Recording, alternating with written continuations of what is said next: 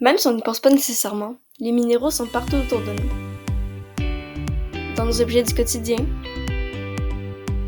dans nos appareils électroniques, par exemple dans les puces électroniques qui les font fonctionner, dans nos bâtiments et infrastructures,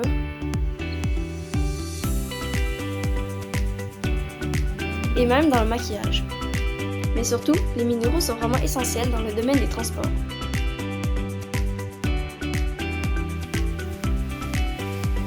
Premièrement, ils sont essentiels à la structure des moyens de transport. Même si ça n'a pas toujours été le cas, la très grande partie des véhicules et moyens de transport d'aujourd'hui sont composés en très grande partie de minéraux. On peut par exemple penser aux navires en bois utilisés à l'époque, qui ont été remplacés par des bateaux en métal plus durables et résistants. Beaucoup d'avantages différents et de différentes propriétés, chaque minéral a son rôle à jouer dans la structure de nos moyens de transport. Pour assurer la solidité des navires que je viens de mentionner, le zinc est utilisé comme revêtement sur la coque de ceux-ci pour les protéger de la corrosion. Pour assurer la solidité et la légèreté des avions, l'aluminium et le titane, deux métaux solides et légers, sont utilisés dans leur structure. Train, on utilise souvent de l'acier, qui est un mélange de fer et de carbone. On mélange un effet du soufre au caoutchouc.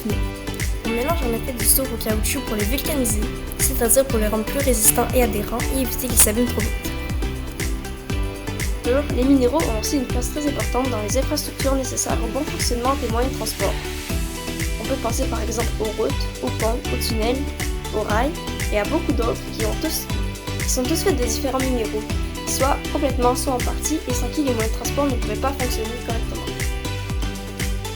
Mais surtout, les minéraux dans les batteries de véhicules à essence, pour entre à démarrer le moteur, on retrouve du plomb et l'alternateur, une partie qui recharge ses batteries pendant que le moteur roule, contient beaucoup de cuivre. Mais avec l'augmentation des volumes de voitures électriques ces dernières années, les minéraux ont et auront une importance encore plus grande. En effet, la construction d'une voiture électrique nécessite une très grande quantité de minéraux, encore plus que pour une voiture à essence. Dans les batteries des voitures électriques, plusieurs minéraux comme le lithium, le nickel, le manganèse et le cobalt. Les minéraux sont donc aussi essentiels pour la vie. En ayant besoin de moyens de transport pour tant de choses, nos déplacements quotidiens, le transport des marchandises, de nourriture, on a, en même temps, besoin des minéraux.